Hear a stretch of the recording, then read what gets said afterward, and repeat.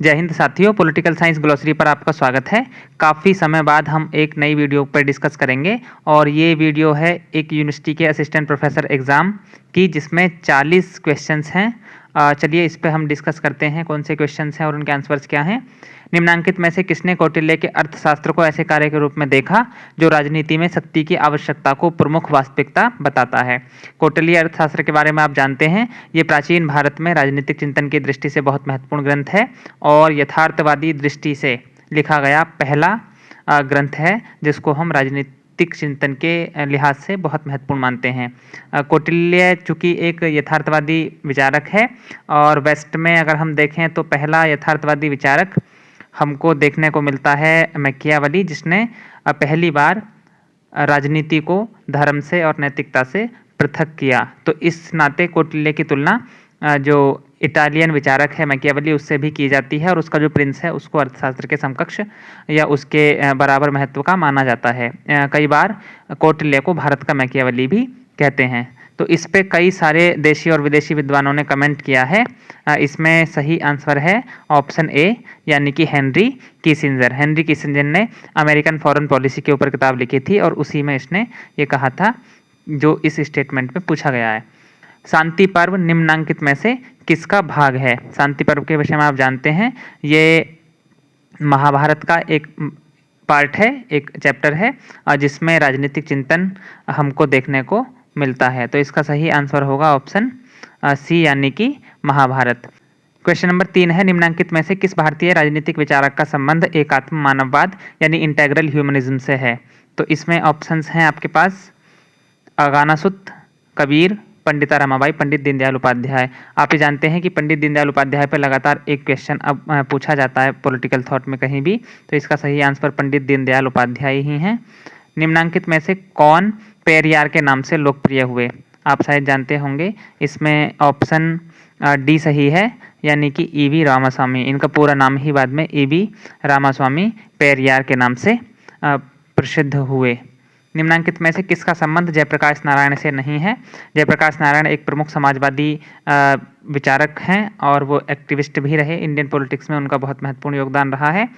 उन्होंने कई सारे कॉन्सेप्ट दिए जिसमें पार्टीलेस डेमोक्रेसी यानी कि दलविहीन लोकतंत्र, people's ethics, total revolution, 7 revolution का जहाँ तक सवाल है तो ये लोहिया का कॉन्सेप्ट है जिसमें उन्होंने 7 प्रकार की क्रांतियों की बात की थी। समग्र क्रांति जयप्रकाश नारायण से ही जुड़ी हुई है। डॉक्टर भीमराव अंबेडकर ने पीएचडी की उपाधि निम्नांकित में से किस विश्वविद्यालय से प्राप्त की थी? तो ये था कोलंबिया विश्वविद्यालय, जिससे डॉक्टर भीमराव अंबेडकर ने अपनी पीएचडी की उपाधि पूरी की थी। निम्नांकित में से किसका संबंध अधिकारों के स्रोत से है? ये थोड़ा सा अच्छा और कठिन सवाल है। बेन बर्क और पेन तर्क, बेवरेज रिपोर्ट, गियर के मैटलैंड थीसिस या मिलीबैंड पुलेट साज तर्क। इसमें बर्क यानी कि एडमंड बर्क और थॉमस पेन, ये आप जानते होंगे राइट्स ऑफ मैन के नाम से किताब लिखी थी थॉमस पेन ने, तो ये अधिकारों के स्रोत से जुड़े हुए हैं। जहाँ तक बेवरेज रिपोर्ट का सवाल है, 1942-43 की ये रिपोर्ट है जिसके आने के बाद हम लोग वेलफेयर स्टेट यानी कि लोक कल्याणकारी राज्य की अवधारणा की शुरुआत मानते हैं। इस रिपोर्ट में कहा गया था 5 बुराइयों की बात की गई थी, बेसिकली 5 इविल्स, जिसमें भुखमरी या गंदगी, बीमारी, बेकारी, इस प्रकार की 5 जो बुराइयां थीं और ये कहा गया था कि इनको दूर करना भी राज्य का ही काम है। इससे पहले पुलिस स्टेट का कॉन्सेप्ट विद्यमान था। ज़्यादातर स्टेट्स पुलिस स्टेट हुआ करते थे जिनका काम मूलतः कानून व्यवस्था और सुरक्षा संबंधी माना जाता था, लेकिन इस रिपोर्ट के आने के बाद ये विचार प्रचलित हुआ कि राज्य को इन बुराइयों को दूर करने संबंधी काम भी करने चाहिए। जब राज्य ने इन पर काम करना शुरू किया तो परिणामतः राज्य का अधिकार क्षेत्र बहुत अधिक विस्तृत हो गया। इससे क्वेश्चन ये भी पूछा जा सकता है कि ये किस प्रकार के उदारवाद से संबंधित है? तो ये आधुनिक उदारवाद से संबंधित है। फिर बाद में जब आधुनिक उदारवाद में इस सब के आधार पर राज्य का कार्यक्षेत्र बहुत अधिक विस्तृत हो गया, जीवन के बहुत सारे क्षेत्रों में उसका हस्तक्षेप बढ़ा, तो फिर दोबारा से 1970s और उसके बाद कुछ विचारकों ने ये तर्क देना शुरू किया कि राज्य को दोबारा से रोल बैक करना चाहिए, उसे अपने जो कार्यक्षेत्र उसने बढ़ा लिया था उसको सीमित करना चाहिए, और यही तर्क मुख्यतः नव उदारवाद के पीछे है, उसकी सपोर्ट में टिका हुआ है। इस पे हम आगे कभी डिस्कस करेंगे। गियर के और मैटलैंड को आप लोग जानते होंगे, ये बहुलवादी विचारकों में सबसे शुरुआती विचारक हैं। निम्नांकित में से कौन स्वतंत्रता को एक सामूहिक लक्ष्य या कलेक्टिव वेंचर के रूप में मानता है? Hobbs, Rousseau, JS. मिल या बेंथम? इसमें सही आंसर है जीन जैक्स रूसो, जो एक फ्रांसीसी विचारक है। रूसो सामान्य इच्छा की बात करते हैं और वो ये कहते हैं कि जैसे प्राकृतिक अवस्था में हमारे पास स्वतंत्रता थी, हमने एक राज्य को बनाया और अपनी स्वतंत्रता को एक दूसरे को समर्पित किया, तो परिणाम ये हुआ कि हमको स्वतंत्रता मिली, लेकिन एक कलेक्टिव वेंचर के रूप में। प्लेटो द्वारा स्वतंत्रता के लिए प्रयुक्त किया गया शब्द है, ये थोड़ा कठिन सवाल है, मैटिक्स, एल्यूथेरिया, मैग्नीशिया या कैलिपोलिस? इसमें जो सबसे लास्ट वाला शब्द है कैलिपोलिस, वो सोक्रेटिस ने सिटी स्टेट्स के लिए इस्तेमाल किया था। जहाँ तक एल्यूथेरिया का सवाल है तो यही सही आंसर है, यानी कि ऑप्शन बी, एल्यूथेरिया को प्लेटो ने यूज़ किया था स्वतंत्रता के लिए, चूँकि वो ग्रीक विचारक था और वहाँ पर टर्म्स अलग होते हैं, तो इसमें सही आंसर होगा ऑप्शन बी। मैटिक्स बेसिकली जो विदेशी लोग होते हैं, विदेशी मूल के, उनके लिए इस्तेमाल किया जाने वाला शब्द है। निम्नांकित में से समानता की कौन सी संकल्पना जॉन रॉल्स के वितरण संबंधी प्राथमिक वस्तुओं के विचार के विरुद्ध है? अमर्त्य सेन की सामर्थ्य की समानता, वॉल्जर की कॉम्प्लेक्स इक्वेलिटी, रिवर्स डिस्क्रिमिनेशन और लक इगैलिटेरियनिज्म? इसमें सही आंसर है ऑप्शन बी, वॉल्जर की कॉम्प्लेक्स इक्वेलिटी। इसको हम इस तरीके से भी देख सकते हैं, चूँकि आपको मालूम होगा कि जितने भी समुदायवादी विचारक हैं वो आमतौर पे जो जॉन रॉल्स हैं उनकी आलोचना करते हैं, और वॉल्जर यानी कि माइकल वॉल्जर, जिन्होंने स्पीयर्स ऑफ जस्टिस नाम की एक किताब लिखी, उन्होंने जॉन रॉल्स की इस प्राथमिक वस्तुओं के वितरण संबंधी जो विचार है उसकी आलोचना की है, उसके विरुद्ध तर्क दिए। Who among the following thinkers is या are related to idea of deliberative democracy? Deliberative democracy का मतलब होता है विमर्शीय लोकतंत्र। तो ये पूछा गया कि इनमें से कौन सा विचारक डेलिबरेटिव डेमोक्रेसी से संबंधित है? डेविड मिलर, एकदम सही बात है, जे ड्राइजक भी हैं और जोशुआ कोहेन भी हैं, यानी कि ये तीनों ही विचारक डेलिबरेटिव डेमोक्रेसी के पक्षधर हैं। ये क्वेश्चन 2 बार पूछ लिया गया, इसलिए हम अगले क्वेश्चन को डिस्कस नहीं करेंगे। आगे बढ़ते हैं क्वेश्चन नंबर 13 पर। निम्नांकित में से किसका यह विश्वास था कि शक्ति का निर्माण ज्ञान के स्वीकृत स्वरूपों, वैज्ञानिक समझ और सत्य से होता है? तो ये ज्ञान और शक्ति को जोड़कर विचार दिया था मिशेल फूको, जो एक उत्तर आधुनिकतावादी विचारक हैं। लॉर्ड एक्टन का फेमस स्टेटमेंट आपने सुना होगा, power corrupts and absolute power corrupts absolutely, यानी कि शक्ति भ्रष्ट करती है और पूर्ण शक्ति पूर्णतः भ्रष्ट कर देती है। जैक्स देरिडा भी उत्तर आधुनिकतावादी विचारक हैं और इन्होंने विखंडनवाद की अवधारणा को दिया है। क्वेश्चन नंबर 14, निम्नांकित में से कौन नागरिकता को राजनीतिक समुदाय की पूर्ण और समान सदस्यता, full and equal membership of A political community के रूप में परिभाषित करता है?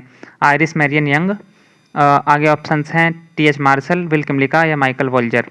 माइकल वॉल्जर के विषय में आप पहले जान चुके हैं, ये समुदायवादी विचारक हैं और इनका नागरिकता पर कोई इतना गंभीर चिंतन नहीं है। विल किमलिका को हम मल्टीकल्चरलिज्म के लिए जानते हैं और एनिमल राइट्स पे इन्होंने काफ़ी काम किया है। टी.एच. मार्शल ने अपने ब्रिटिश अनुभव के आधार पर 1954 में एक किताब लिखी थी, सिटीजनशिप एंड सोशल क्लास, उसमें इन्होंने नागरिकता संबंधी अपने सिद्धांत को दिया था और इन्होंने ही इस परिभाषा को गढ़ा था कि नागरिकता किसी राजनीतिक समुदाय की पूर्ण और समान सदस्यता है।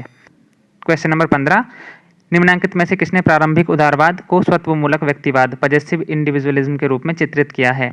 इसमें ऑप्शन है Immanuel Kant, C B. Macpherson, J S. Mill and Isaiah Berlin. आप ये जानते हैं कि सी.बी. मैकफरसन नव उदारवाद की समतावादी यानी इगेलिटेरियन धारा के समर्थक विद्वान हैं। दूसरे विद्वान उसमें जॉन रॉल्स हैं और सी.बी. मैकफरसन ने अपना जो चिंतन है वो बेसिकली लोकतंत्र के आसपास दिया है। इन्होंने ही जो शुरुआती व्यक्तिवाद है हॉब्स और लॉक का, उसको पजेसिव इंडिविजुअलिज्म के रूप में चित्रित किया है। तो ऑप्शन बी सही होगा इसमें। आगे बढ़ते हैं हम। निम्नांकित में से कौन रूढ़िवादी विचारकों की श्रेणी में आता है? तो इसमें सही आंसर होगा एडमंड बर्क। बर्क को आप जानते होंगे, उन्होंने बेसिकली रूढ़िवादी विचारकों का जो है अग्रणी माना जाता है। इसमें आप परंपरावादी और रूढ़िवादी विचारकों में निश्चित रूप से अंतर करिएगा। परंपरावादी विचारकों को हम ट्रेडिशनलिस्ट कहेंगे और रूढ़िवादियों को कंजर्वेटिव थिंकर्स कहेंगे। परंपरावादियों में माइकल ऑक्सफोर्ड, हन्ना ऑरेंट, एरिक वॉइगलिन और लियो स्ट्रॉस जैसे विद्वान आते हैं, जबकि एडमंड बर्क जो हैं वो रूढ़िवादी विचारक हैं। निम्नांकित में से किस पद्धति का संबंध अरस्तू से नहीं है? हिस्टोरिकल मेथड, नेक्स्ट 3 नीचे हैं,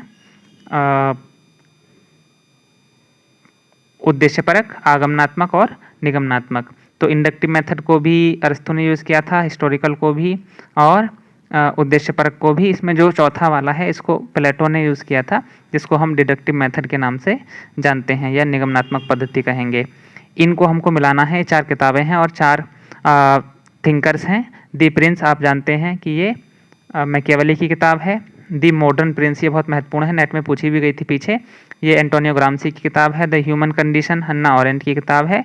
और वन डायमेंशनल मैन ये हर्बर्ट मार्क्यूजे की है, जिसमें उन्होंने ये विचार दिया था कि वर्तमान पूंजीवादी व्यवस्था में मीडिया के जो साधन हैं उनका प्रयोग इस तरीके से किया जा रहा है कि व्यक्ति को एक ही पक्ष जानने को मिलता है किसी भी चीज़ का, इसलिए उसकी जो पर्सनैलिटी है वो वन डायमेंशनल हो गई है, वो दूसरे एस्पेक्ट्स को देख ही नहीं पाता है। 1964 की ये किताब है, one dimensional man study in the ideology of advance industrial societies करके इसका पूरा टाइटल बनता है। आप एक काम और करिए पढ़ते हुए, जब भी आप किसी किताब को पढ़ रहे हैं तो ख़ास तौर से उसका पूरा टाइटल ज़रूर देखें, क्योंकि उसका जो सब टाइटल होता है उसमें उसका कंटेंट छिपा होता है। जैसे मैंने अभी इस पुस्तक का नाम बताया, अब तो ये नेट में पूछा भी जाने लगा है, दूसरे एग्जामों में पूछा जाएगा। जैसे आप पिछली बार पॉलिटिक्स अमंग नेशंस जो किताब है हेंसे मार्गेनथाउ की, उसका पूरा टाइटल पूछा गया था। जॉन रॉल्स के न्याय सिद्धांत से संबंधित नहीं है, ये महत्वपूर्ण है, मैंने पहले काफ़ी बार डिस्कस किया है इसको। वेल ऑफ इग्नोरेंस यानी कि अज्ञानता का पर्दा संबंधित है। विशुद्ध प्रक्रियात्मक न्याय ये बिल्कुल निश्चित रूप से संबंधित है। एंटाइटलमेंट थियरी जो है ये रॉबर्ट नॉजिक के न्याय से संबंधित है, इसलिए ऑप्शन सी सही होगा इसमें।